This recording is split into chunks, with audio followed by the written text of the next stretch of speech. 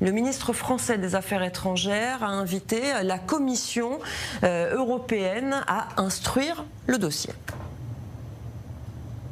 Absolument, il a fait cette déclaration aujourd'hui lors d'une interview chez nos confrères de France Info Le Monde. Les Pays-Bas ont demandé à la Commission européenne d'analyser le respect par le gouvernement israélien de l'article 2 de cet accord d'association avec Israël, a-t-il dit, et c'est une demande qui est légitime et j'invite la Commission européenne à l'instruire. Il a précisé que les relations entre l'Union européenne et Israël sont basées sur le respect des droits humains et des principes démocratiques. À la question de savoir si la France était donc favorable à la remise en cause de cet accord ou à l'annulation même de cet accord, eh bien le ministre a répondu avec prudence. Voyons l'analyse que fera la Commission européenne du respect ou non par Israël de cet article qui est inscrit donc dans cet accord. Et pour justifier cette prudence, pour justifier que c'était légitime de remettre peut-être en cause cet accord, le chef de la diplomatie française a insisté sur la situation humanitaire catastrophique dans la bande de Gaza.